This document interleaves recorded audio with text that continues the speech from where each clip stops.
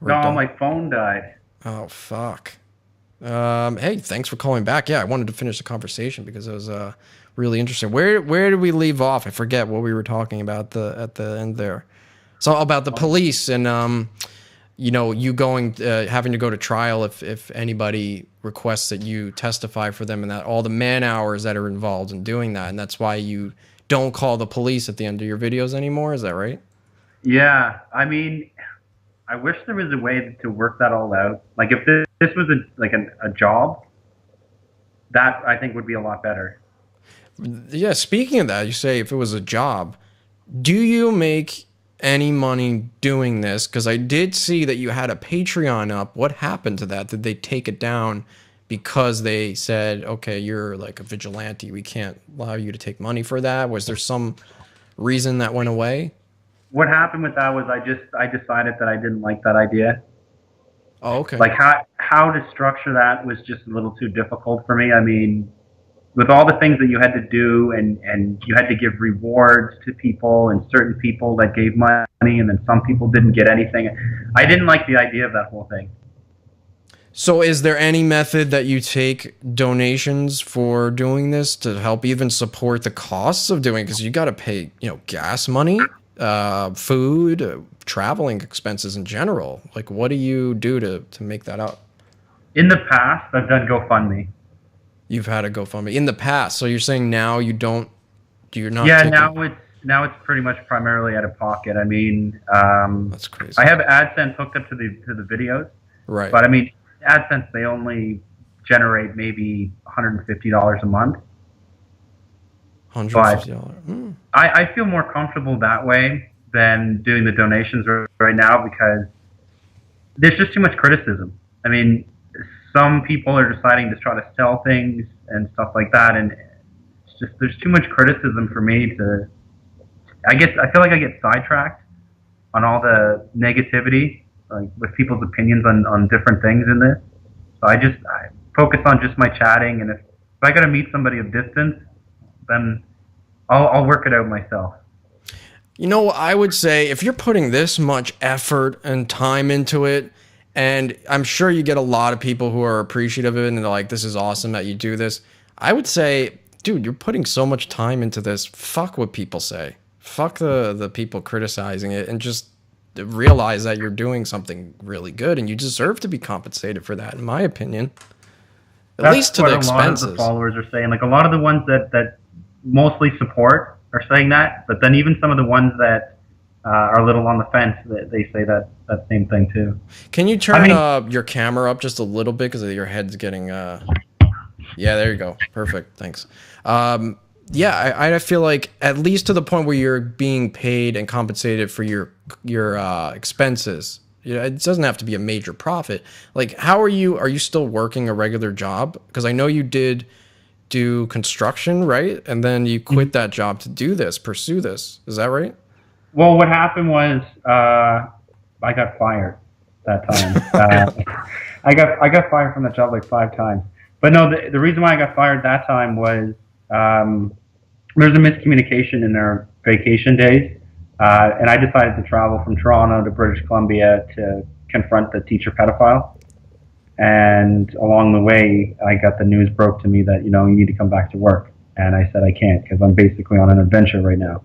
Yeah, Justin, you're spending too much time catching these pedophiles. You got to come to work because they don't like that you're spending your time focusing on that. What did they say? What did your That job say? Were they like, "What the fuck are you doing?" who's that? Your job, like the people who you worked for, Oh, were they like, yeah. "What are I you mean, doing?"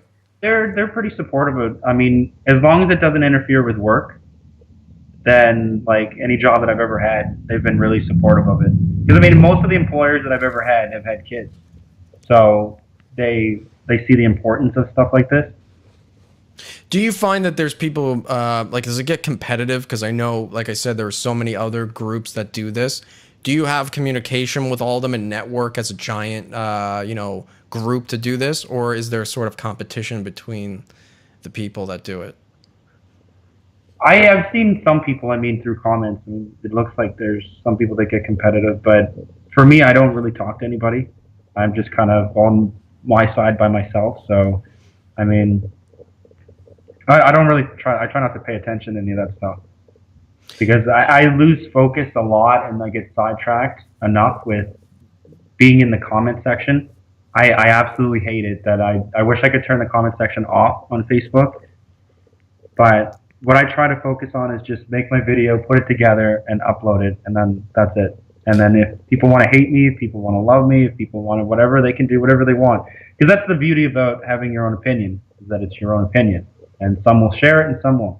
Yeah, that's the weird thing, like with the internet now, that everybody has a voice. And, you know, before the internet, you would basically, you know, you'd hear from your friends, you get their opinions, and that was kind of the end of it. Now it's opened up this new portal where everybody can criticize you. And I've learned, like, because people have criticized me, we've had crazy people call in and stuff.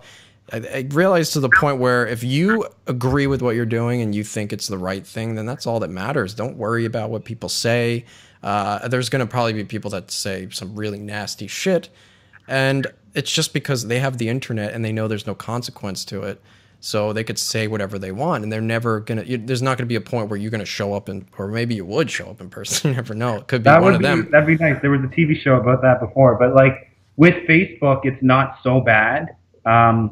But then, I mean, you got your followers too that will kind of stick up for you too at the same time. But I prefer to let somebody, even if they hate me, have their own opinion, be able to say it. But as long as they do it constructively and not disrespectively. Yeah. But YouTube, on the other hand, is terrible. Absolutely terrible. Because you got people from all around the whole world, Yeah. and they're commenting on this one thing, and people feel very safe. So I've had some comments of people agreeing with pedophiles and stuff, and I don't believe that these profiles are even real. I think these are just people just screwing around.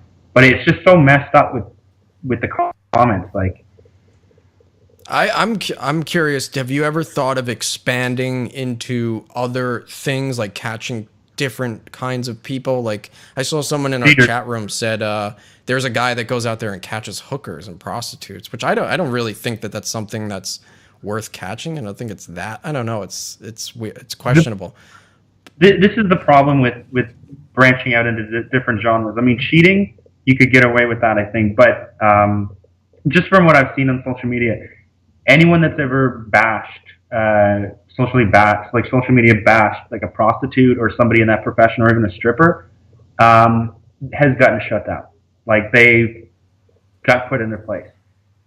Because, I mean, there's just certain topics it takes, I think, a special person to be able to touch on. I mean, and as well as stuff like that. It would be a tough one to break into. And you'd have to be, like, very... I don't know. I don't even know. I mean, like, with what I'm doing, I have compassion for everybody that's involved. The ones that I'm meeting, and everybody on my side. Like, I don't know. I care about everybody. Is there a point where you go to meet someone and you confront them and you just kind of feel really, really awful about it, and you show them a little bit of mercy? Is there exceptions where you say, okay, I won't post your video at the end of it, and they talk you out of it? That's never happened, but I have gotten to meet individuals where it was just they mind fuck you sometimes. They're just very good with their words. Yeah. Or they close off and they give you minimal words, minimal answers, and they're very quiet. And then it's like I'm stuck there trying to get answers at somebody that's mute. Yeah. And it totally screws with me. And I had one guy cry. He got down on his hands and knees and begged me, and he cried. And it's like, what the fuck am I supposed to do in that situation? But it's like I've always said, what they say in the chats depict on how they're going to get treated. Because to me, it's murder one when an adult molests a child in any type of sexual nature, and it's attempted murder when an adult talks explicitly to a child. Yeah, absolutely. Have you ever met someone that you know? Have you ever caught someone you know? Yeah, that happened one time, I believe. It wasn't somebody that I knew personally. What it was is a contractor that I had worked alongside before. He was on the same job as us like 3 or 4 times, and I recognized his face, and as soon as I saw his profile come up, I was like, holy fuck. I was like, there's no way that this is gonna pan out. Like I never believed ever that I was going to meet somebody that I already knew, but it happened, and then it happened again. I met him twice, which was the fucked up part. What did he say when you saw him? Was he like, did he recognize you? Um, I don't think so. It was just such a heated confrontation. I'm not sure if he even remembered meeting me the first time. Because, I mean, the second time I got on the hood of his car and I told him I'm not fucking getting off. You can take me on the highway or whatever. But it was just a lot of shouting and yelling and him making excuses saying that I lured him, that basically that I was in the wrong for pretending to be a kid and he was in the right. A bait and switch. Because I just played a video that was from White Rock creep catchers. And as they're confronting one man, another guy shows up out of nowhere and starts screaming, "You post in adult personals, you're frauds, you post in adult personals." He walks up and clocks one of the creep catchers in the face. They pin him down on the ground. Yeah, and eventually they get it out of him that he was actually caught from the same exact thing. And I think there's a real anger there that they feel that they're being duped into it. Do you feel that some people maybe have never abused a child, they never thought of doing it, but then when presented with the opportunity, they may make a bad decision, and it's just that. It's just a bad decision. It's not something that they thought of and had a whole lifelong dream about being with a child. It's just they were in that situation, and maybe they're in the wrong state of mind. You know, if you're looking for a girl, you want to go out on a date, and you're trying to get laid, you might be in a mindset where you're just like, I want sex, and then you start to make really stupid decisions. Does that cross your mind at all? I think that sometimes some of the individuals that we meet are on different platforms. Some are actual, like, full-fledged, by law, like, charged pedophiles. And then some once that they see that opportunity come up and they go for it, because they might see to a likeness in the photographs to something that might look like 18 or 19. But, you know, at the end of the day, you say you're 12, 13, 14, 15, like you say that you're a young child. Yeah. It's up to us as adults to to not go and meet, to not talk explicitly and not send nude photographs and all this stuff. It's really, there's no excuse. Yeah, there isn't. No, a normal person, even in that state, I mean, you gotta say, like, no, you're too young. I can't talk to you. Block. Immediately report the profile, and that's what we're trying to get done. Hold on here. Someone is sending a donation message. Let's see. It's from Jizzmaster Zero. Donated, let's see. Wash, remember high school drama nerds? Those girls had some big old boobs. Am I right? Okay. Thank you. This guy always like donates and sends random messages. He's weird. Yeah, that's a good thing I should mention to you. Have you ever live streamed any of your confrontations? Because I was going to say you should try Twitch, because YouTube, I used to use YouTube and I don't like it. Twitch is really good now. They're opening to creative platforms. See, with the live streaming part of this, I don't like doing that. No disrespect to anybody that decides to do it, but personally for me, I don't like it because I like to be able to let things unravel afterwards as well. So, I mean, there might be a phone call from them afterwards or something that I don't want to miss to be able to put in the video, as well as I like putting the chat logs in too. And I like to get everything figured out before I put it out there for the world. That's true. Yeah, because there is a delay option, but even with that, you might run into some trouble where you, like you said, you want to edit and produce it, but also maybe something would happen that you don't want to include in the video. And even with a delay, it's kind of hard to keep that out. So I get that. Well, the other thing too is, like, imagine there's something that you need to blur out or edit out or something, or like you got your camera going around and then I've had it happen before. We went into a McDonald's in Fort Erie in Ontario, and one of the staff that was working behind the counter was on camera. She was in the background. And I mean, there was 20 or 30 other people in the background. I didn't really think much of it because they weren't involved in the situation, and nobody was except for me and the individual and my cameraman. But the mother of that girl contacted me and told me she was going to sue me if I didn't blur her daughter and then re-upload the video if I wanted to. So I mean, I prefer to, you know what I'm saying? Like give it some time before I upload. Do you try to get a release from anybody who may have been around while it was happening? Do you maybe go up to them and say, hey, can you sign this? And, you know, I'm trying to catch this guy who's a pedophile and you might be in the video. Could you sign this? And I'm going to put it on YouTube. There was a couple times that I did that after I was in the Vice documentary. Yeah, I saw that. I learned Fucking a awesome. lot from them. They showed me a lot. How did that? Sorry to interrupt. How did that come about? The Vice documentary? Because I didn't know you did that. Because I'm huge into. I love the Vice documentaries. And then I saw on YouTube that you were in it. I was like, oh fuck, this just happened recently. This is like you're just starting to get this publicity on that level. How did that come about? The Vice documentary. What happened was they contacted basically like an associate, somebody that I was working with before. They would do all my recordings and stuff. Because they couldn't get a hold of me, so they got a hold of him, and then we all had a meeting, and then after like 2 months, and that's when like filming and everything started.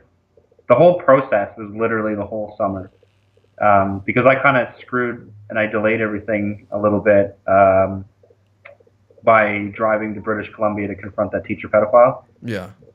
Because the police weren't working fast enough for me, so I just decided to go out and get him on camera myself. That's so cool that they made a documentary about it, because that's probably the perfect way to capture exactly what you do. One of the funny things I noticed is you don't wear shoes when you're in public. Yeah. You're running around with no shoes on. What is that about? What that is in the summertime, sometimes like my feet get so hot inside my shoes, and it's so uncomfortable. So I take my shoes off when I'm in the car, when I'm texting, when I'm chatting, because sometimes I'm in the car 3, 4, 6, 7, 8. So the longest time was 9 hours to sit in the car. And, these guys are making excuses and stuff, and it's just so uncomfortable. So I get comfortable. Sometimes you don't even have time to put your shoes on, to think or anything. Yeah. You got to go. Like, they're there, I'm here, and they're getting ready to drive away. And that was one instance in the documentary that individual texted me, said he was going to leave. And that's when I walked over to his car. It was so funny. We parked in front of him, basically, on a different angle. Like, we were, like, parked one way, and then he was on the other end, and he was, like, right behind us. And I knew it was him 100%. Yeah. Do they pay well for that Vice documentary? That, I didn't get paid for that. Oh, you didn't get paid for that? Wow.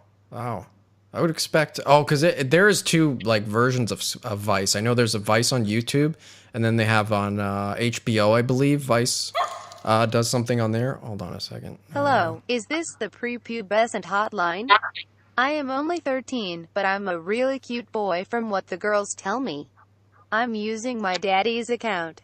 Hey, you want to meet me for ice cream and sprinkles? That was from Billy Bob. I don't know who that is. That's very strange. You see that this is the type of shit that happens during my show. People will call in and say the most obscene things. Because the thing is, when you're on Twitch, you're opened up to everybody that's on Twitch. If they click on like talk shows, you'll pop up there. So you'll get people who just like, you talk about people criticizing. Some of these people just dedicate their time, like you dedicate to this, to just fucking with people. It's crazy. Yeah, no, I believe that. I've seen that a lot. I've heard a lot about Twitch. I mean, a lot of YouTubers and stuff. Yeah, you know what? It's actually, there's a guy that I watch on Twitch that's actually one of the most popular live streamers. He is to the point where he's gotten pretty popular, but his fan base, a good portion of it, has dedicated their time to, like, wherever he goes, they find out where he is just based on the background of the camera, and they start calling the places of businesses that are around him. And they say fucked up shit. Like, they'll be like, this guy is outside filming himself saying he's going to shoot up your business. Like, things like that. God. So then the store owners, they don't know what Twitch is or live streaming. So they react as if it's a real threat. So they come out and they start confronting the guy. Sometimes they grab his camera and throw it.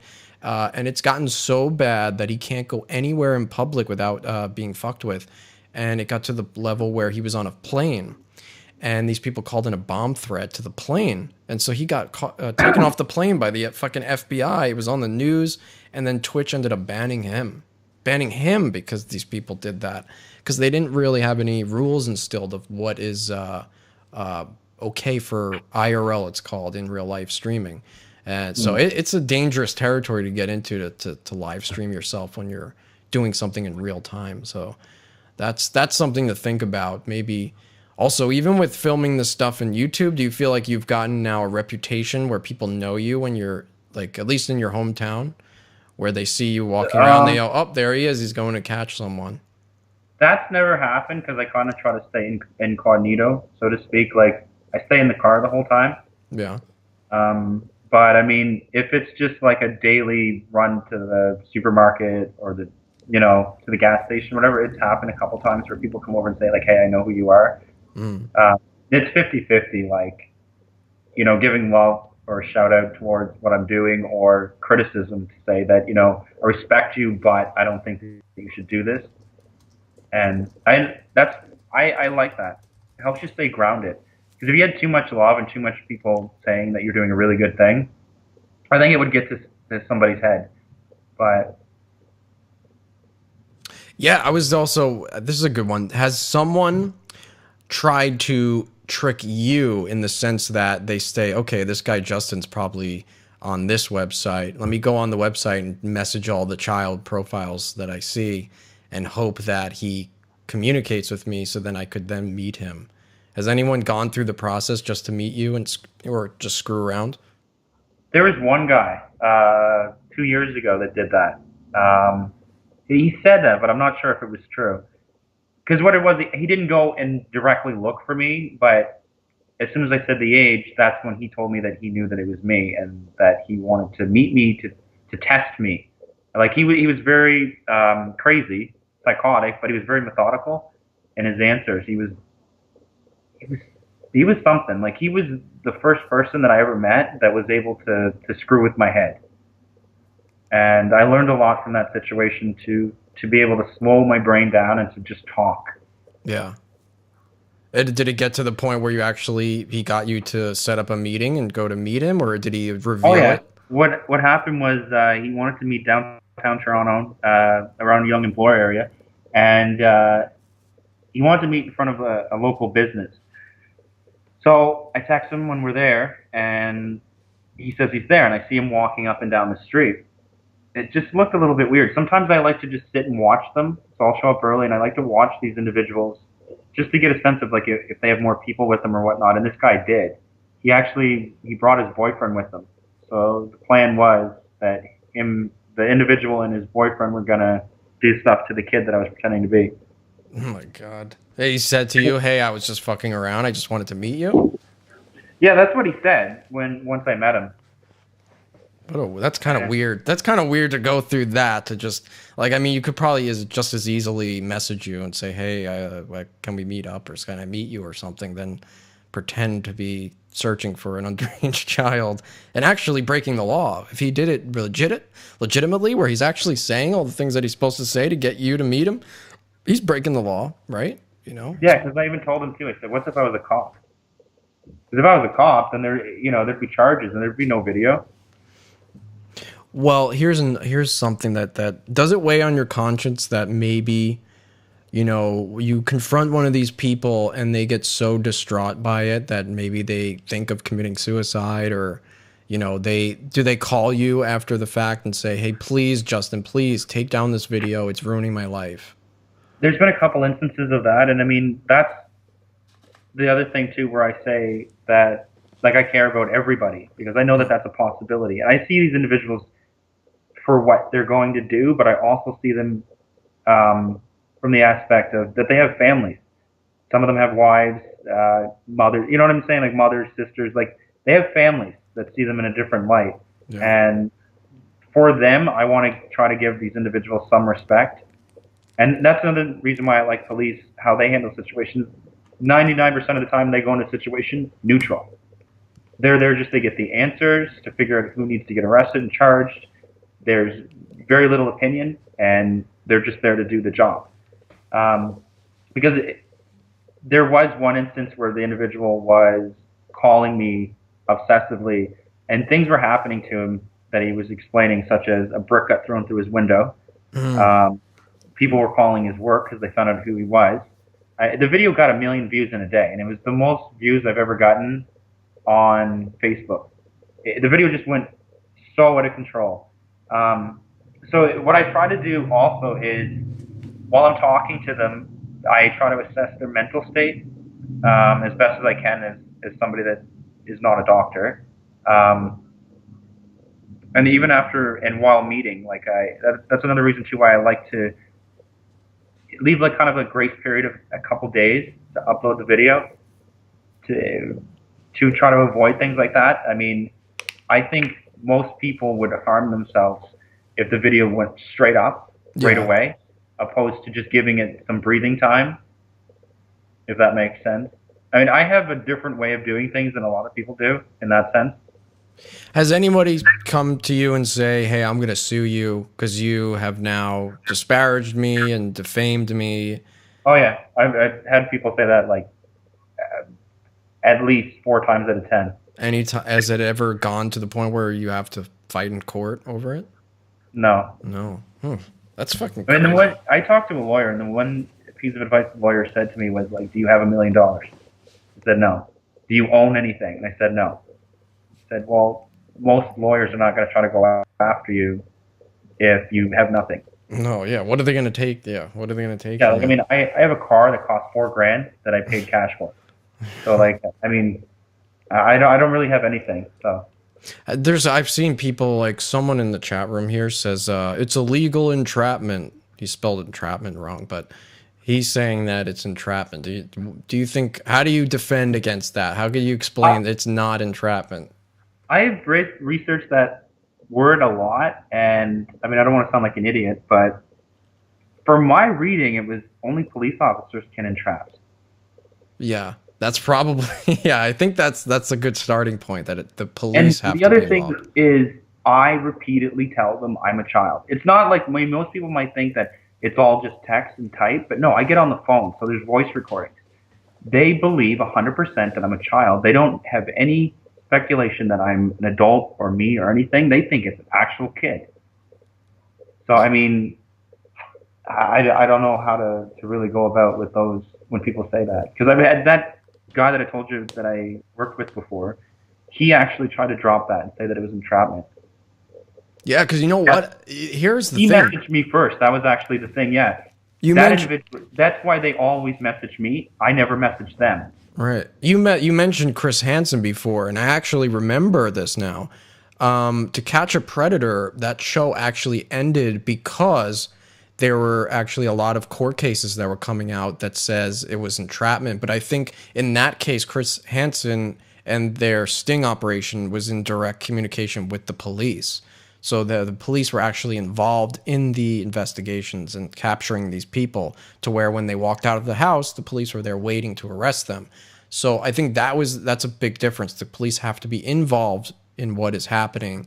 But yeah, in that case, it fucked them over, because they started getting sued for entrapment because Chris Hansen was, kind of luring them in there, and then the police are involved. Some people would say, okay, well, they wouldn't have done this if you weren't involved in it, and there was no real child here. But it's like, no, you're making sure you put the profile up. You're not messaging them. They message you first, and you wait for them to say something sexual. That's fair, I think. And in that case, I feel no remorse over it. I feel like, fuck these guys. If it wasn't you, it would have been that child there. And they would have, obviously, they always say, oh, I was just coming here to hang out. If that kid is willing to do something, those guys are gonna do it. I mean, it's just obvious. Well, recently, there's one other thing that I started doing while in chat. They'll ask the very usual question, what are you doing? And I say, I'm watching YouTube videos. And then they'll say, what are you watching? Well, I'm watching this guy called Justin Payne, and his videos are like cool. And I don't know, they just don't search it or something, but like I'm throwing hints out there sometimes just to see if they'll show up or whatever, and they always show up. That is bizarre. Yeah, I saw. Okay, I forgot to ask this question. I was asking. This is what I was going to ask when you got cut off last time. Why is the time frame sometimes so long? Like, what is it about some people that it requires you to speak with them for a year or a few months versus a few days? What is the differentiators there? They don't ask to meet. So that whole time you're trying to get them to meet. That's my code of ethics. They need to message me first. They need to accept the fact that I'm saying that I'm a kid within 2 to 3 messages. Conversation needs to continue however long it takes for them to say what is a criminal offense. And lastly, then they need to ask to meet. I can't sway them into that. They need to ask me to meet, and then I'll meet them. There was a few instances, which the conviction in California that I met, that was turned over to FBI, but they didn't do anything. But they were heading up the investigation, and they instructed me to keep talking to them and then sending them, relaying all the information to them. But yeah, there has been times where I've been stuck talking to the same person for a while. No. And I mean, it sucks sometimes too, because I'll be talking to some of these individuals and sometimes they disappear. And then it's like, I just spent like 3 months, 2 months, a month, a day, whatever, talking to this person, and they said the most fucked up, vile shit, and then they disappeared. So what I started doing is I start making files, even for the ones that don't meet me, and then keeping all Skype calls, voice recordings, text messages, and screenshots. So sometimes you'll be in communication with them, and then they'll just completely disappear off the map, but then they'll at some point communicate with you again and continue the process. That's what happened with the convicted pedophile from California. He actually was in and out of conversation with me like 3 to 4 times before we actually sat down and we were having conversations every day consecutively for almost that whole year. Yeah, so it's to be clear, you're not speaking, because it sounds crazy when you say a year. You're not speaking to them nonstop for a year. It's just the process broken up into pieces. For that one in California, that was a whole year every day. Every there might day. have been like 1 day out of a week that I wouldn't, but I was driving from where I was living in Brampton to Toronto to my friend's place that has probably some of the same stuff that you have for recording and stuff. And I'd hook my phone up and we'd put headphones on, we'd talk into mics, and I would talk to this individual. That happened for almost the whole year, and that's why I was beyond furious when nothing got done. I spent so much gas money, and I stopped going online a lot more because I was devoting most of my attention to that one person, and then to have this happen. Oh, Jesus, fuck. Hello. Hey, sorry. Well, okay, I'm going to take a few calls here. This is Chuck. Chuck, you're on the air if you want to ask him a question. I got the Skype thing ringing constantly. Am I on? Yeah, you're on with Justin. How are you doing? Hey, Justin, I really appreciate what you do, and I support it. Thank you. What I was wondering is, do you know how rampant pedophilia is within the Parliament of Canada and politics in general? That I'm not sure. I mean, I've read a lot of Facebook conversations and saw a lot of videos that like something about Pizzagate, yeah, and stuff like that. But I don't really know too much about any of that stuff. Well, I do, and and there are several instances in this country and in the United States, especially Washington D.C. and L.A., where not only are the police themselves are not involved to a very high degree, but the chief of police is not a cop. He's an appointed political figure, and they have time after time again ordered any investigation into the local politicians or local directors in Hollywood or everything. They cover it up and they stop it dead in its tracks. Yeah, I question if maybe, like, because you've caught so many people now, would you say it's like over 100 people or so? Have you ever caught someone who was politically connected? There was one individual that said that he was a police officer in training. And he said his uncle was an actual police OPP for Toronto. Oh my God, that's so fucked up. And there was one other person too that was one of my first ones, like one of my first 10. He worked as a paramedic in Mississauga. Okay, so nobody of like a high level political connection yet, but you're gonna find one. I know you are. It's gonna happen. Oh yeah, eventually, yeah, it's gonna happen. I mean, because I'm training myself to be able to to talk to them for long periods of time. So by putting in the time, you make them feel comfortable. So if I had somebody that was in a position of power or political power, I would be able to gain their confidence very easy. Well, you should be very wary and careful of what happens to people who expose, politicians for their pedophilia, That's because true. a lot of them do end up missing, and nobody ever knows what happens to them. That's actually one thing that I've thought about as well too. Yeah, that's Yeah, scary well- to think about. You could potentially be capturing someone who has connections of some sort, and you post a video of them, and they get really, really offended by it, and they try to defend themselves. Yeah, that could be risky. That is one thing to think about. I didn't think about that. Go ahead, Sean. And Canada is another place where they're trying to. The government is so liberal that they're trying, and it's no different in the United States, but the liberal agenda to normalize pedophilia as a not only they started out by saying it was a sickness, not a crime. Now they're trying to say it is a right and a lifestyle, and to the point where pedophilia advocacy groups are able to gather and post on social media. They actually want to add a P to that alphabet soup of LGBT, TQ, and P. I've heard about that. Yeah. So, I mean, it really is, and this is coming from the top brass down. It really is an agenda to normalize and legalize this sickness. And how do you feel about that? Because that is all political, because they're trying to protect their crony friends that are all guilty of this crime. I find it absolutely disgusting. Of course. I mean, what they're doing is they're taking the fact that, at one time, women didn't have rights. Now women have rights. At one time, blacks didn't have rights. Blacks have rights now. Gays weren't able to get married. Now gays are able to get married. And that's what they're essentially doing. They're basing, from what I've read, a lot of their information in the fact that, well, if they're getting to do it, then we should be able to too. Yeah. They're taking the entire, feelings equals rights issue way too far, to the point where Time Magazine, National Geographic, they're putting 12-year-old transgendered kids on the cover. Time Magazine itself said pedophilia is a disorder and not a crime, and should be considered a right. I mean, that's a major publication, just fucking absolutely decriminalizing the most horrific act a human being could commit.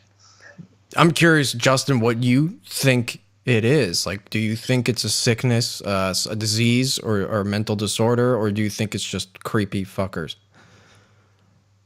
I have a lot of opinions on it. I mean, a lot of these individuals, like I said, are on different platforms if you're going to diagnose them. Because, some have come just to meet, in the sense that that I don't think that they're actually pedophiles. It's like what we talked about before, that it's either they see a likeness to an adult, or they're just really fucking stupid. They just messaged a lot of things that maybe that they intentionally in their mind don't really think. But then there are the other ones that are a step above them, and then above that would be a full-fledged pedophile. But I mean, at the end of the day, I think that even the beginners are that in itself. They're beginners, right? So they're on the road to become an actual full-fledged pedophile, where that's their only, from their opinion, their sexual orientation. Because I've heard that being thrown around quite a bit from pedophiles, saying that it's their sexual orientation. Well, it's not just that; it's actual government entities trying to give clemency to this group and recognition that to add them to this alphabet soup of perverted lifestyle. Justin Trudeau is one of those people who wants to legitimize pedophilia. He hasn't outright come out and said it, but I mean, the writing is on the wall, because it's happening right here in this country as well. Yeah, I've heard about that on a lot of Facebook posts. Chuck, do you have Chuck, do you have any other questions before I let you go? No, other than the fact that have you ever had a police officer stop you in your tracks from investigating somebody at the behest of the chief of police? Because that happens all the time in this country. For me, no, that's never happened. Okay. All right, thank you, Chuck, for calling in. All right, Appreciate no problem. Pizzagate, he said.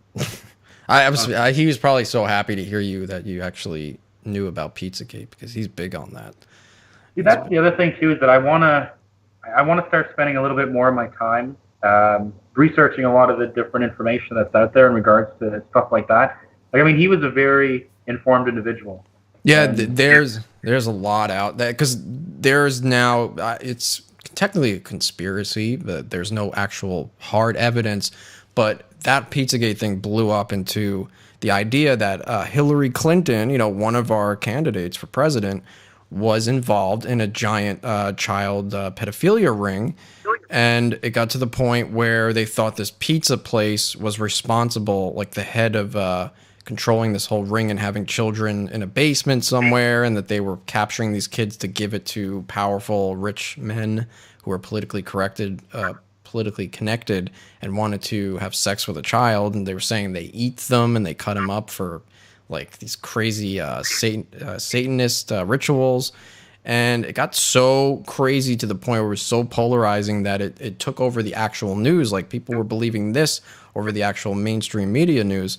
And it created this thing where you never know what's real and what isn't. The internet is just free for anyone. Like you said, everyone has a voice on the internet. That news now just becomes whatever you read the most and whatever comes up first on a Google search, for instance.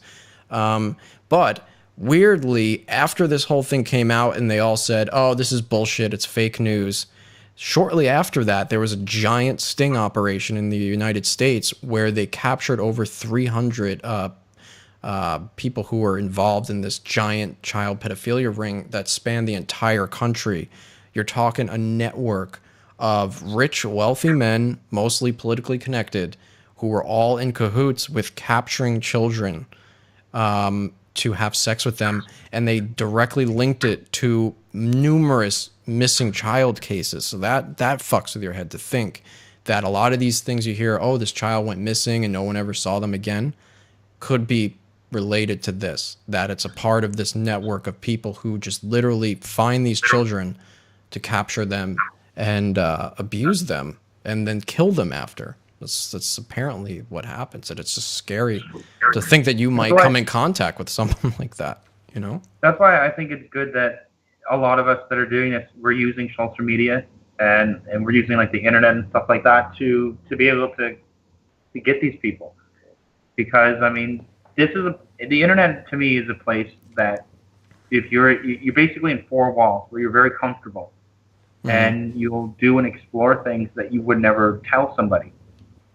I mean, whether or not just like average run-of-the-mill pornography or whatever, people feel very comfortable on the internet. I mean, it's like we talked about in the comments section. People are very comfortable, so we're able to catch these people off guard and pretend to be children. Yeah. You said some of these guys, like you talked to them for a year. Do you ever get to the point where you almost feel kind of connected to these people not in a sexual way, but just in a sense that, okay, this person's a part of my life for an entire year. I'm talking to them every day. I learn about everything they're doing and all their quirks, and you're essentially in a relationship with this person to the point where when you actually get to the point where you have to capture them, it's kind of sad in a way that it's coming to an end. It wasn't. There was one instance of that. It wasn't really sad. I don't know how to properly phrase this, but I wanted to kill him. Yeah. But there was like a friendship kind of like was there. It was so weird because we talked for 6 months, and every conversation was about like normal things that people talk about. It was normal stuff. Like your day, likes, dislikes, and then it would be like every every month and a half, then that's when he would full blown talk perverted. So there was a lot of like I felt like I was being lured and groomed. Oh yeah, like you Like know the time periods where okay, it's this time of day he's gonna get horny and start talking dirty to me. Like you start to learn yeah, their routines and shit. Ugh, yeah, that's the one thing with all of them that I know all their routines and I mean fuck. I have this thing where the first contact is critical in talking. So it's like the first 3 days are critical when talking. Then after that, then I know how long the conversations typically might last.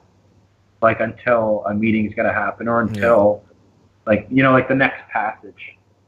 Yeah, I can't imagine my life being engulfed in speaking to these guys. It's got to weigh on you mentally, and I hope because you've said before that you've Yeah, yeah, attempted to commit suicide. Just let it be known that the people there's so many views on these videos because people really respect what you're doing. They don't have the balls to do it, and they're amazed at the fact that you're able to. So know that you have that role. You're fulfilling your role. This is what you did because you thought you had to do it and you did it. And it's a respectable thing. And I think you should really focus on the fact that people are appreciative of this and that that gives you value just as a human in general. And I personally am really respectful of it. I would never be able to do that. I would be too scared to meet these fucking creeps. You never know what they're going to do. yeah. And I really appreciate that coming from people. But for me, yeah, like I have to take sometimes a week, 2 weeks break, and like literally like hide my phone because I'm always wanting to jump on the next case. Like, um, but there's been times where I've had to take long periods of breaks, or there's even a couple times where I got in my car and I just started driving. Yeah. Like I guess like a breakdown or whatever. But that time that I tried to end my life was it's a long story, but what happened for me is I grew up in hell, basically. Yeah. So I'm more comfortable in the chaos of doing this than most people would Yep. because like I think I'll always live in that state no matter what. For me, so So it makes me that makes you feel normal. That kind of keeps it at a constant. So you know that you're feeling the same thing. It's sort of like trying to feel something, being in chaos, you're feeling something that keeps you grounded in a sense, in a weird way. yeah, like basically I took my own hell and I'm trying to steer it in a better direction. I mean, yeah, like I never had the best childhood. Yeah. But I know you did mention in one of the videos, I don't know if this is the only time this has happened, but you did tell a story about when you were younger, your mother's friend had abused you, but technically you had sex with her. Some would say, double standard. If I was that age and my mom's friend had sex with me, I would be like, fuck yeah, this is awesome. But you made it sound like after the fact you were into it, but after you realized, okay, I was abused, and then it weighed on you. Was that the motivating factor for this? And was that the only instance that this happened? And did you say, you know what? I don't know if this really hurt me. I kind of enjoyed it. um, like when it was happening and even before it happened, like I thought that way that my mom's friend, she's hot. Like I mean, like a lot of young boys would think about older women, but then like when it came the time when it actually happened, I literally felt like I had an out of body experience. Like holy shit, this is actually happening. And then um, once it started to happen, when we got into the bedroom, then that's when I changed my mind. But I was ran through like a lot of numb emotions that if I don't do this, she might be upset. She might tell like I know I shouldn't do this. I know I want this, but I didn't act on anything except for I just went with it. But the next morning, I was just overcome with this sickness of just sick to my stomach. And then it was a while after when I actually realized that this bothered me. Like years and years went by, and I decided to start making these videos and catching these individuals. And I'd been talking to a victim for probably 2 weeks, and this person was sharing their whole life story with me, and they were opening up to me, and they asked me, has this ever happened to you? And I said, no. And then I mentioned what happened with my mom's friend, and I said, well, like, that happened. And they said, how do you feel about that? And then I kind of just had a breakdown where I just really realized, and I actually admitted to myself that that actually bothers me. And the reason that I never really told anybody is because of the double standard. Yeah. Because I'm supposed to be lucky. I'm supposed to feel so proud. I was 13 and I had an older woman, but that's not how it was supposed to go. I was supposed to maybe experiment with girls my age and, go through life that way. But what happened was she took advantage of the situation, and then I was left questioning everything. I mean, for a while after that too, when I became 18, I started dating women that were much older, and I think that it was in regards to going through that one experience. Yeah. So I mean, yeah. For me, like, I think about my own experience, and then when other individuals tell me, that this happened to me and this many times, I think like, holy shit, this happened to me once, and it's affected my whole life.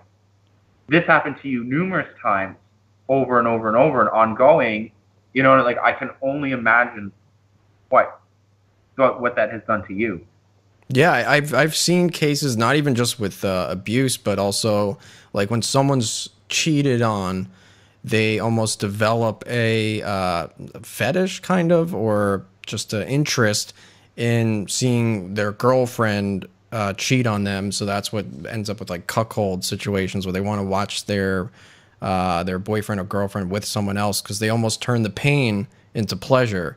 And I see that it kind of could be the same thing, that maybe being abused by that older woman now makes you think of reenacting that scenario with an older woman when you're an actual adult, that it's almost a way of you turning that bad experience into something pleasurable that you can enjoy. Do you think that maybe is part of it? I never had anybody actually, like, I know that that's what it was, but I've never actually had somebody tell me that. But it is what I was doing. I mean, I was dating a lot older women by the age of 23. And it's like, I was wondering like why I never had an interest in girls my own age. By the way, I date a woman who is 6 years older than me. Not too much older, but she is an older woman, and I enjoy it. It's very fun. There's nothing wrong with it. Nothing wrong No, with it there's nothing at all wrong with it, no. I'm a total believer, like, if it's legal and you're not hurting anybody, to each their own.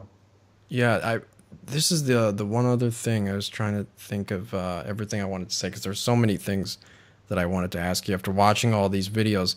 I'm curious, is there an end game to this? Like, do you feel like, okay, this is the point I will make it to where I feel fulfilled in what I'm doing, or is this just a complete never-ending mission for you to where you're just going to keep doing this no matter whether you're making money or people are watching the videos?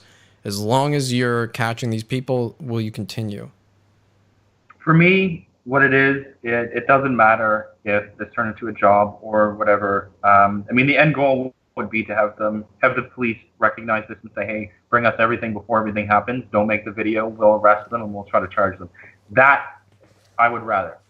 But I mean, putting the fear of fucking God in them, yeah, is just so worth it. Like, they leave and they're fucking scared. They think in their mind that, like, holy fuck, like, I don't want this to happen again. I mean, I think that's what some people need sometimes. I mean, each one of these individuals are different, but in most cases, to have some grown man confront you with another big person and get in your fucking face and tell you you're a sick fuck would kind of really make you reevaluate your life, I think. Yeah. Not like always, though. Let's be clear, not always, because there are people you've caught multiple times. And then there was one case where a guy, where I was saying before, has anyone ever called you and said, please take it down? You took a guy's video down, and what happened? You caught him again. Right after you took the video down, right? Yeah. This guy, I mean, and he manipulated you again. I saw he's really good at it. I could tell. He got to you, and he spoke to you. He said, can I talk to you privately? Because you had your friend conducting the confrontation to try and train him, I guess, probably. And this guy said, Justin, can I talk to you alone? Because he knows he has that connection with you where he could pull on those strings and try to get you to feel that same way again, where you'll pull down the video. And did he manage to do it? Clearly not, because the video is up. But did you feel like I'll never do this again? Yeah, that video I kept up. In terms of never doing it again, I'm not sure because I mean, these individuals would be probably more brave to do it if it was real life. You know, like being put in a situation if they were babysitting. Mhm. That's why I think it's important to have the videos because, well, they're known now as have gone to meet a child. But I mean, in his case, I think he'd be more brave to do it in person opposed to doing it online.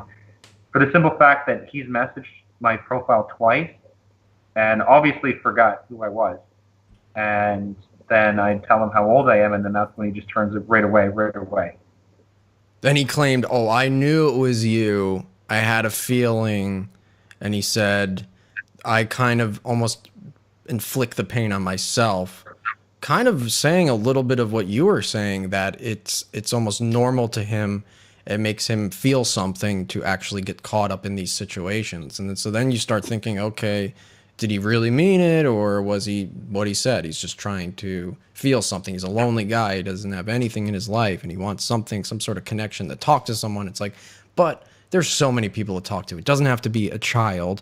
And I say, if you are following your guidelines of code of conduct or the rules that you go by, never take the video down. Never take it down. If you are waiting for them to contact you, waiting for sexual conversation, and you go through those, same rules that you always go through, I say you never take it down. That's just my personal thing, because that's what's going to happen. You take that video down, they're going to do it again. They're going to do it again. And as long as it's up, it's like a shield. It kind of keeps them on watch. And I think it keeps them on their toes. And I think once it went down, he felt, okay, I'm safe again. Now I can do this again. The one thing that I believe, too, is when any of us, this is just my own opinion, not everybody has to share this, but when anybody says I'm sorry, to me that is just an escape word. That's a safe word to get away from a situation.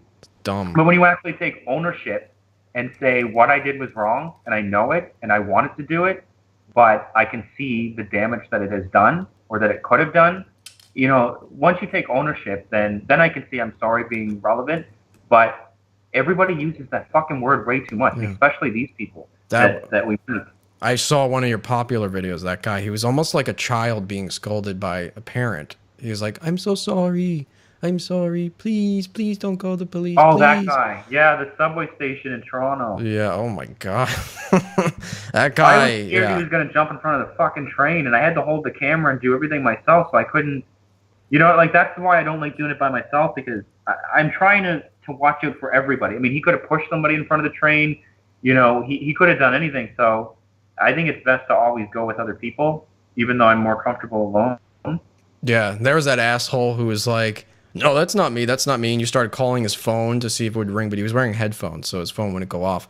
But he knew he was caught, and he started trying to get into people's cars on the fucking highway. Yeah, we found out what he was saying in that other language. From what a friend of mine told me, and don't quote me on this in case somebody sees the video and it's a little otherwise, but he was saying that the white people are trying to kill me. I heard him squeak out, "Oh, they're trying to rob me," at one point in English. Yeah. Like, what the fuck, man? Like, are you serious?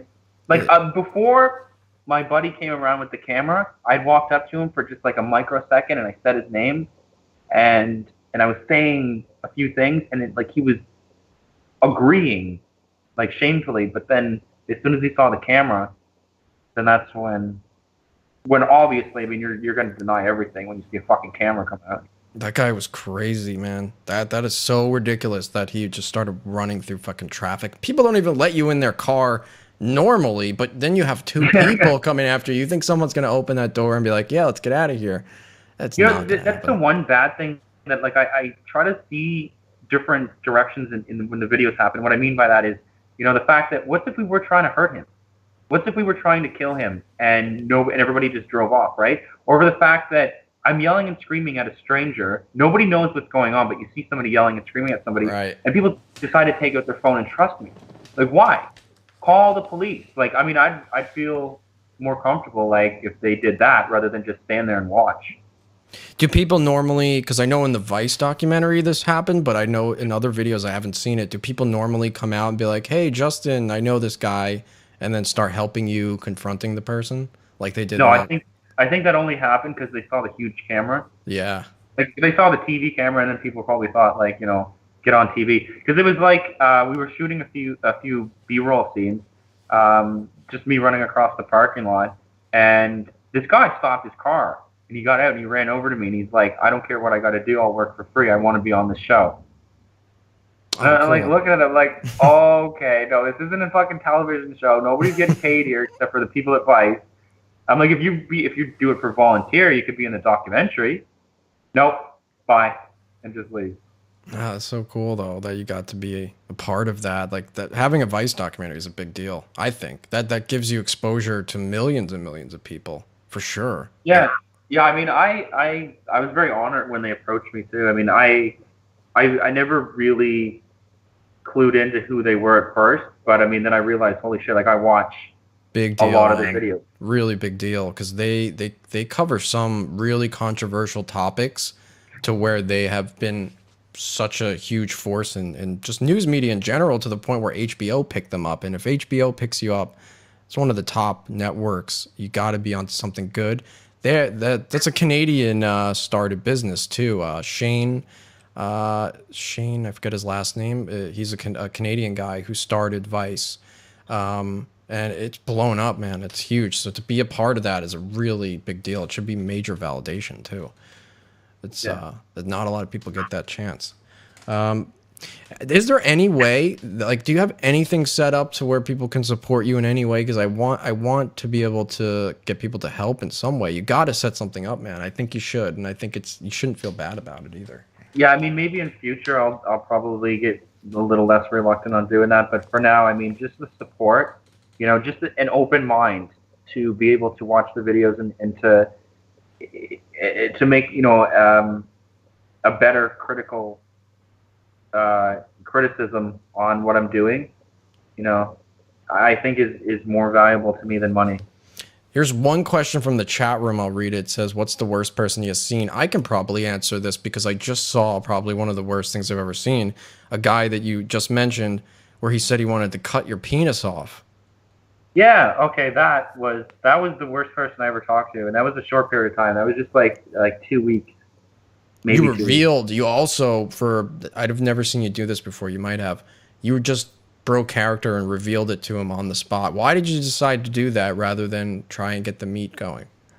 What happened was he decided that I don't even know how serious that guy was. I mean, he said that he was missing. Or sorry, in the news article about him, it said that he was missing a chromosome because he had been investigated. I'm not sure if he got charged or convicted, but he was being investigated at one point for flashing his penis to some children at a library to try to get them to go into the bathroom and have sexual things happen with them. So God. he was obviously missing something in his penis. brain. So the day came for us to meet. I gave him the address. Everything was going smooth. I mean, I was at work and I was finishing up the day, but what I always do is I continue conversation with them, but they think I'm in school, so I'm able to use, trade up school for work kind of thing in the conversation. But yeah, everything was going great. He said he was there at the meeting spot at the mall in Brampton, and then that's when he said suddenly that he never even left. So he was catching on, you think? Yeah, he said that he never left, but then he said that he was tied up and he was being raped with dildos in the back of his Jeep, and that's when I knew that this guy was he was just fucking around at that point. And then I call him like probably 15, 20 times, and I get him on the phone, and then he starts saying that he was going to cut the child's penis off. So what I did ultimately, though, at the end of that was I like to try to learn from each one of these individuals, and from him, I was able to draw a few conclusions. Before fully coming out of the closet, he was actually raped from a conversation that we had that he explained that very much bothered him, obviously, by the first person that he was getting sexually active with. So, I mean, I think that for him, it plays a huge factor in his psychosis to the fact that the penis to him, even though he's he's bisexual or he's gay, it symbolized something that he wants, but he's ashamed of. Yeah. Or something like along those lines, and that's the reason why that he said what he said. I mean, again, don't quote me on it because I'm not a doctor or anything, but I was just drawing a personal conclusion out of that, and I mean, it's just what he fucking said. Like, I try to stay professional, but fucking Jesus Christ, man, it's fucking gross. Yeah. Some of the fucking shit that they come up with, it's like, they were fucking raised in the woods or something. You know what's so weird that this is actually kind of relevant? I'm not making this up. I might have your next target, actually. There's this guy named Big Jim who some of the people from the Pod Trash community have found him on Twitter. They came across him somehow.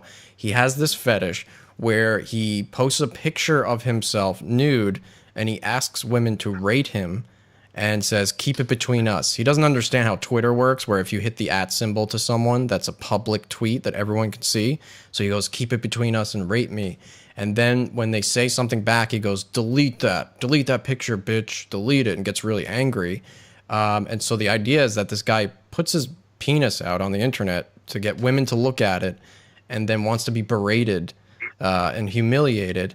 And this continued on for weeks and weeks and weeks. And he called in to shows before and was like, please take that picture down, even though you can tell he wanted everyone to see it.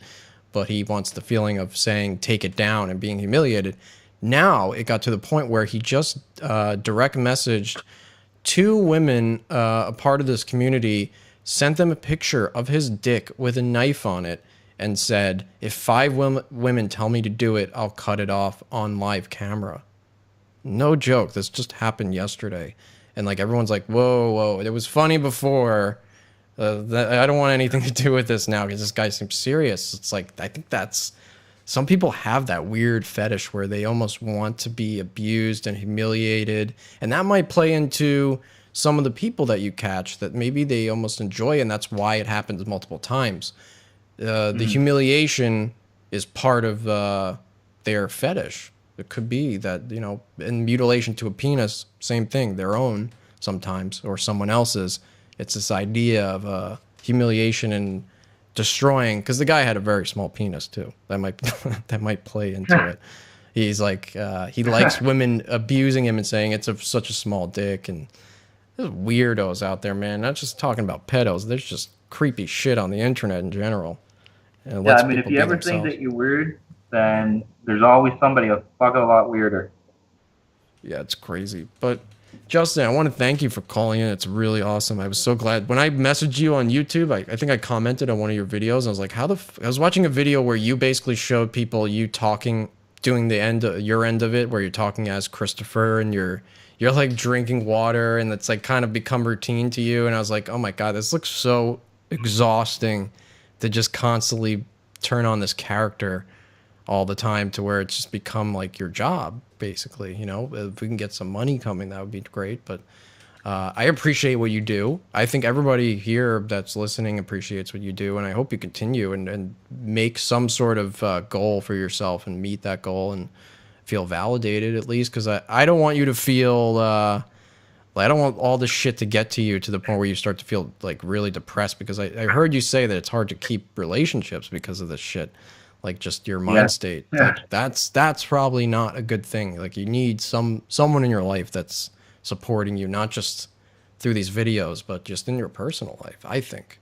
Have you tried to, you know, get into a relationship with somebody? And recently I started connecting with somebody, and I can definitely tell you that things have changed. How do you present it? Do people like, well, you go, okay, hey, want to hang out? You don't mention what you do at first, and then when you meet them, then you bring it out slowly, or do you just come out and say, listen, I spend my whole time like fucking chasing these creeps? Well, the great thing was that she had already seen the videos and we were already talking for a long time. That's good. But I've had awkward dates off of POS in the past, where that's what it was like, you know, holy fuck, like you're probably not going to believe me, 1, and 2, you're probably going to think I'm fucking weird, but this is what I do in my spare time. And there's been a couple girls in that time frame that would say, like, holy fuck, you're that guy? Like, we were watching your videos like a couple weeks ago. But then some just get really turned off to it and just say, "Holy fuck, that's just too weird for me." Yeah. Yeah, it's gotta be But hard. the girl that I'm talking to now, like she's awesome. She gets it, Yeah. and she's really good at helping me like basically structure and not have it spill into personal life, because that's basically where it's at now. Where I've been doing this for so long that it needs to have, you know, when it's done, it's done.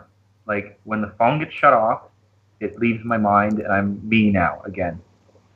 Yeah, that I'd say that's a good situation you have there, because my girlfriend I met through Pod Trash, actually doing the radio shows, and she showed up here to listen to them, and then we started talking from there, and we met up off the internet through what I do. So she already knew what I did, and she was exposed to it fully. So that you have a good situation, because she knows what you do, she knows exactly what it is. There's no secrets or weirdness about it, and she's supportive of it. That's what you need. I think you need someone there that's kind of bringing you back to earth after you're just chasing all these crazy people. So you have like, you need that life, and then you need a life, an actual life, I think, to Yeah, counterbalance it. Otherwise you're gonna go crazy, man. I don't know how yeah. you did it She before. makes me laugh. So like at this time in my life, yeah, like I'm doing good. I mean, the other thing too is like I have a son now that I found out about. Um, like half a year ago. So he plays a huge role in my life now too. Like I could go and meet up with him and his mom, or go pick him up, and I could be having the worst day ever. But as soon as I see my son, that's Yeah. when I just start laughing, because like everything that he does is either so cute or so funny, or I'm just like, what are you doing?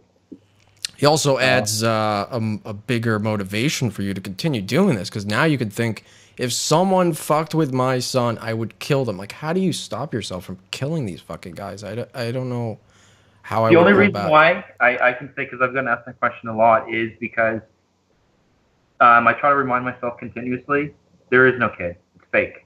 It's not real. Yeah. But I mean, at the end of the day, like they did go to meet a real kid, but I try to stay on the other side of things so that I won't cause harm to these individuals, because I mean, I want answers, and I know that violence is not going to get me those answers. But I can surely tell you that if it was my kid, I'm going to jail. I'm going to jail, and I'm going in with knives after the person. Like Hmm. you know, like any parent would tell you the same thing. Like it doesn't matter how big they are, how far away they are. I would kill them. Yeah, fuck these guys, really. Fuck them, man. Keep doing what you're doing.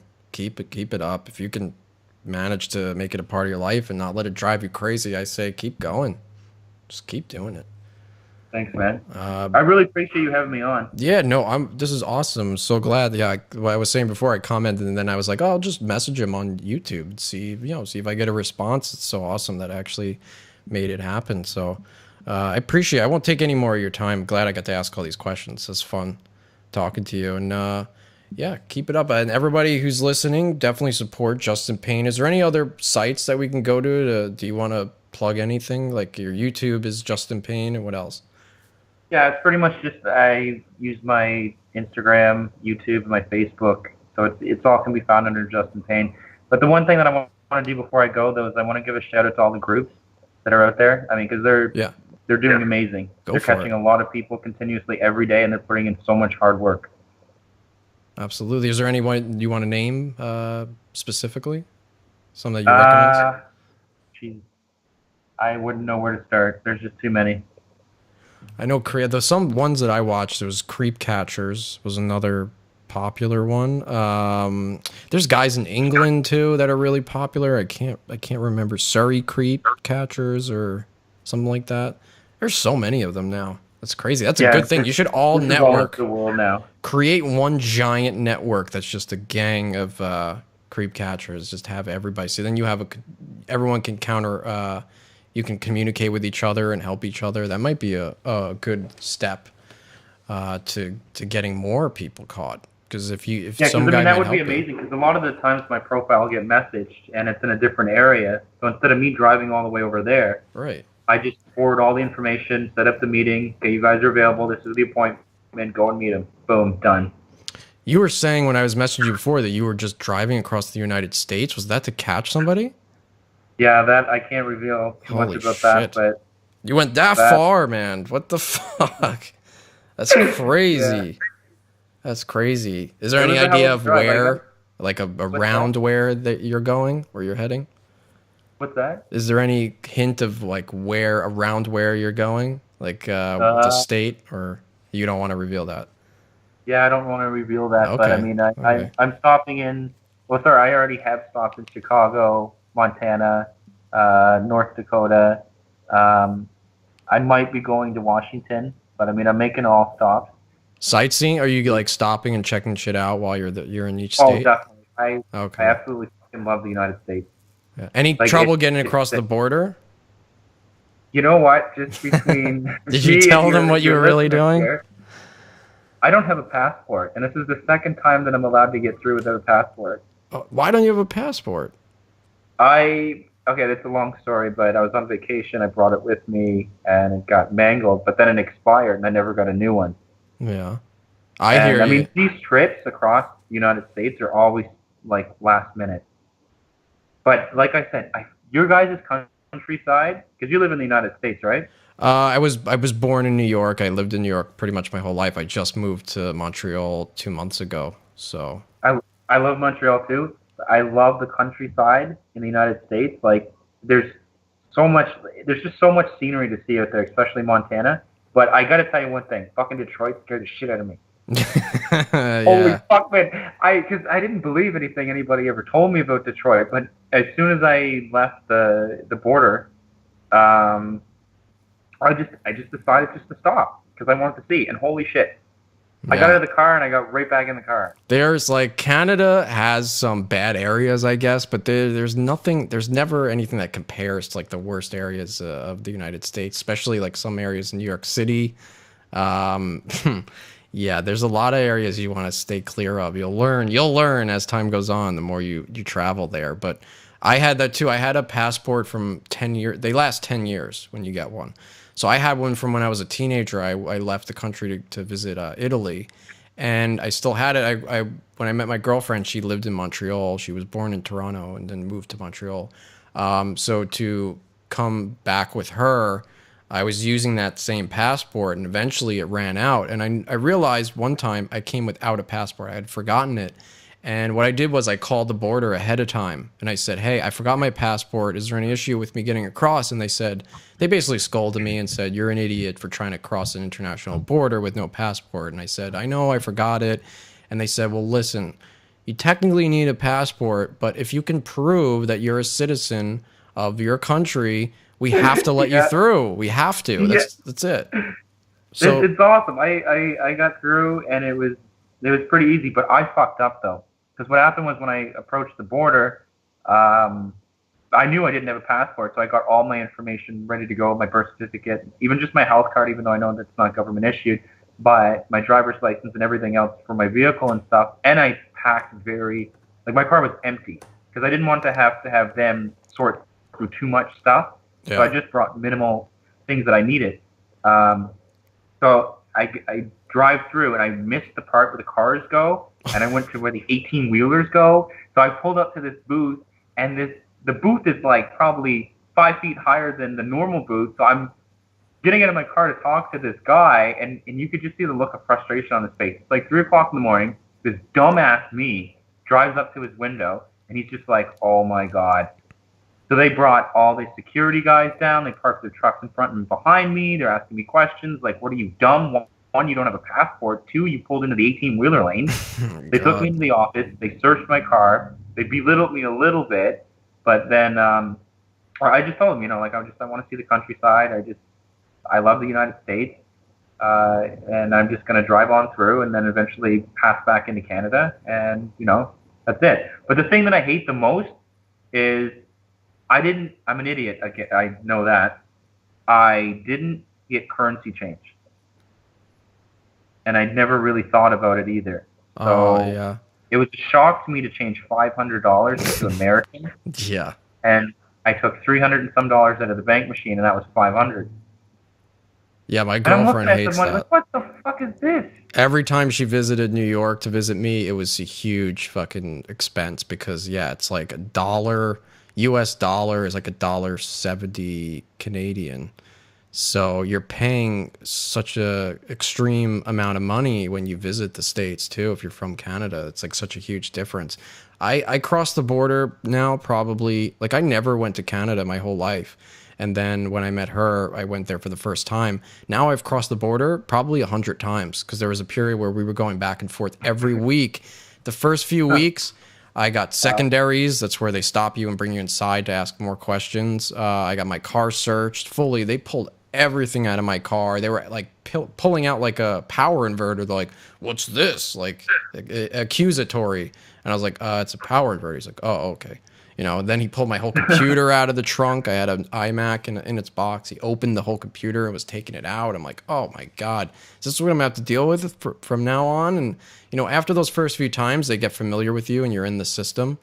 They'll be more lenient as time goes on. They'll extend you more time too. Because I think the maximum is 6 months to visit. We'll try this. So I'm going through, and then I get stopped. They take me inside. They were asking me all kinds of questions, but very quickly. I guess it's to try to throw me off. They asked me what's in the car. You know, I said a lot of stuff. And the lady's like, name some stuff. And I'm like, a cooler with drinks, my paperwork. I got a filing cabinet. I got some Coke. But I was trying to say Coca-Cola. I didn't say Coke. And the look on her face was just like, holy fuck, like we got him. And it was just like, no, I'm not a drug dealer for Christ's sake. Like, no. But it's always a fun time. Always something happens every time I come through the border. I can tell you. It's it's stressful because they make you feel nervous even though you have no reason to be nervous. They make you feel like you're guilty of something. Like, where do you work? What do you do? Why are you coming here? How long are you staying? When are you coming back? Who's bringing you back? They'll ask every question you could think of, and they make you feel nervous. Like you feel like shit. I have to act right, even though you're like, I know I have nothing illegal in the car. If they tore this whole thing apart, nothing would happen. But that's what they're trained to do. They're trained to make you feel uneasy so they can like sniff you out and see, because they're trying to stop really bad people from crossing over the border. But yeah, every time I go through, it's only been a couple times, but every time I've gone through, I feel like Pablo Escobar. Yeah, I literally feel like my car is just like filled up with coke, all kinds of drugs, and just I'm a bad person, and I'm just sitting there, and they're staring at you too. They profile you too, man. They profile you. So if you're dressed like kind of like in a relaxed state where you just got, sweatpants on or something, they'll pick up on that, because I noticed complete differences. When I drove alone, they would question me more than when I drove with my girlfriend, because then it showed, I was with somebody and they knew who I was and there was a familiarity there. Then they could tell. Then we got a new puppy, and we started bringing the puppy across the border, and they started seeing the puppy. And every time we brought the puppy with us, we would go right through within literally 10 seconds, no exaggeration. You'd be like, oh, okay, well, what are you doing here? I'm just visiting. Oh, okay, get out of here. They see the puppy and they're like, oh, these are responsible people. They're taking care of a puppy. They must be, good people. So they profile the fuck out of you. And they, if you're really polite to them and you start to learn the whole ritual of it, you'll get through there real quick. Now I go through the border, it's 10 seconds and I'm out.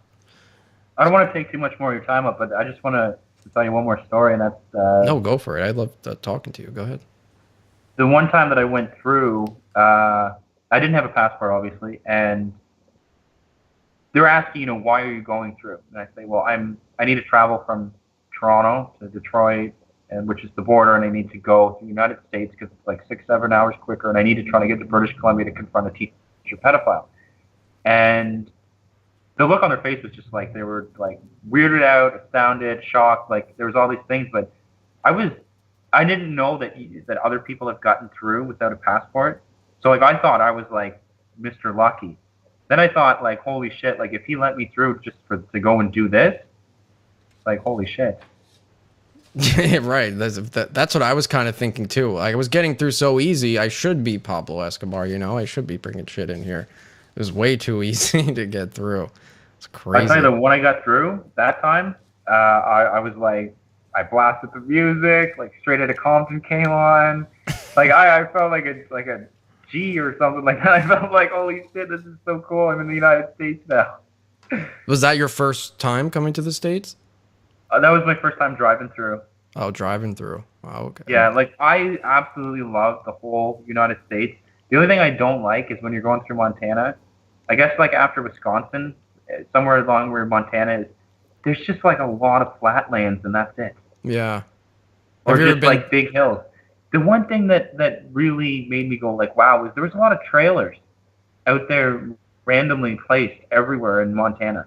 Yeah, Montana's a big, yeah, rural area. It's lots of just land and not much of anything for long stretches. Have you been to New York? Have you gone to New York yet?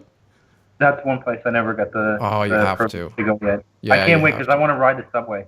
You got to go That's to New cool. York City and just check out the city. It's fucking amazing. I've seen it probably a million times, and I still love going there. It's like one of the reasons we come back to New York to visit, to go to the city and just walk around. It's like such a vibrant, like diverse, crazy place. It could be kind of overwhelming at times, but it's definitely worth the trip. There's so much to do there. So if you go to places that are like Montana, New York's like completely.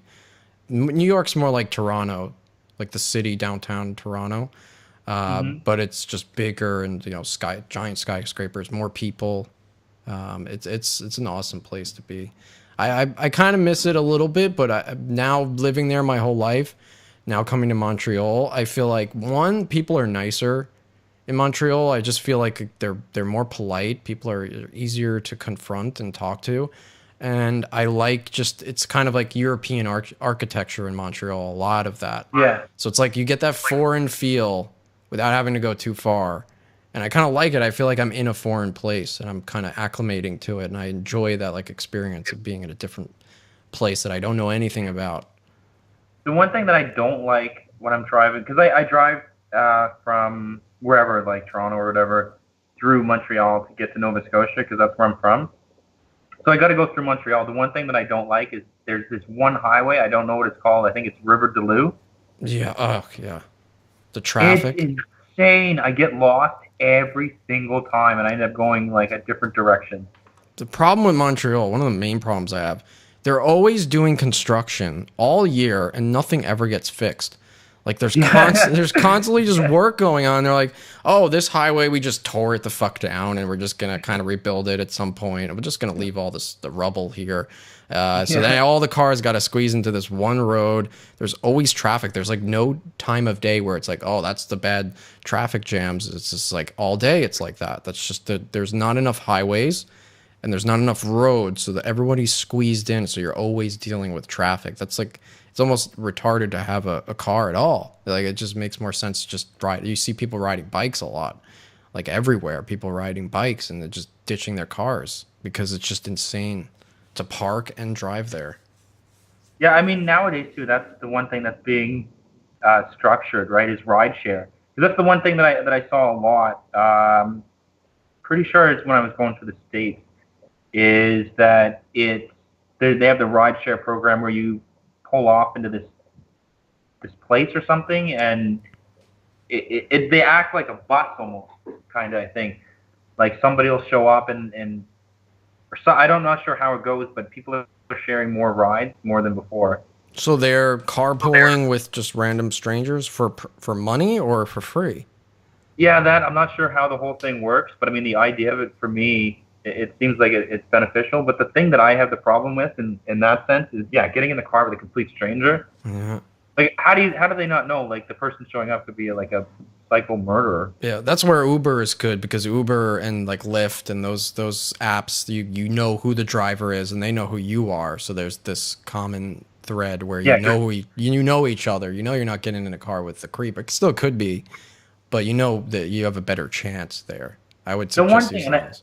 I don't want to talk about things I don't know anything about, but from what I heard from a cab driver in Toronto, they said that you can't have a criminal background check at all to be a taxi driver, but to be an Uber driver, they said that you were allowed to basically have a criminal record. I Yeah, would I figure don't it'd be want the other to. way. Yeah, you know what? Because the cab companies, yeah, it's probably true because the cab companies they have to pay a shitload of money for that medallion. It's like Yeah, it allows them to own and operate a taxi company and have taxis. That's like they're involved with the government regulations and shit, and I think it's much more complex. Whereas Uber, you have people who have no training.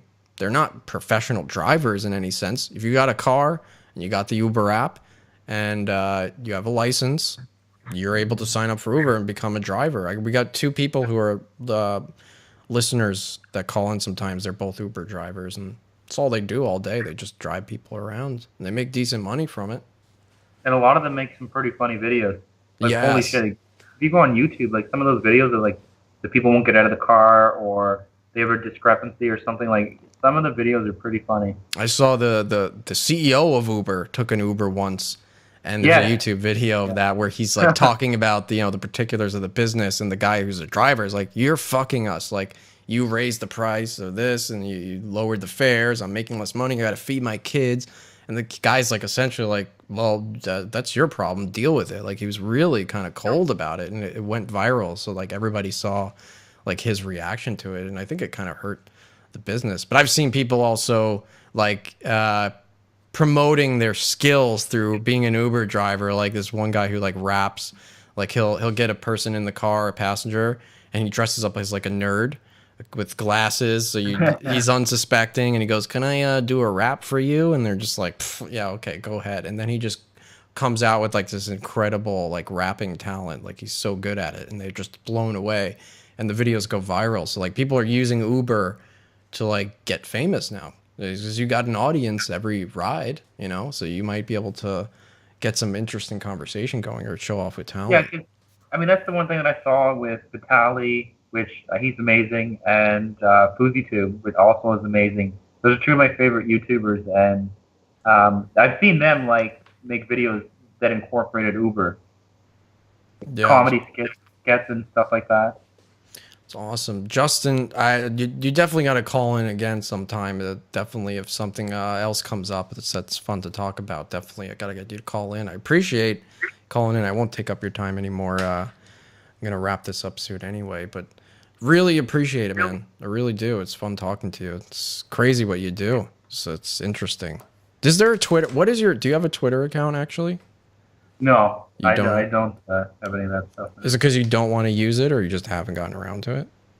I spend so much more time on Facebook and stuff that I don't need anything else to distract me. Yeah. Because, I mean, essentially, I'm supposed to be just chatting all the time and not be on social media.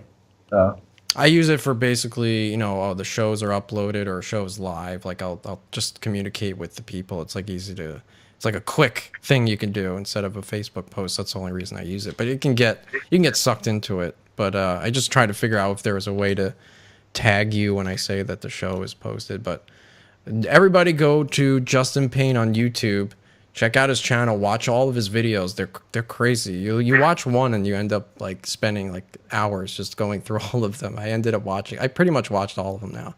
It's crazy. And yeah, man, thank you so much for calling in. It's a pleasure to talk to you for sure. Thank you for having me. All right, Justin. I'll talk to you soon. Thanks, man. See ya. Appreciate it. Oh, that was awesome. Glad that I got to talk to him. I had so many questions. I got through most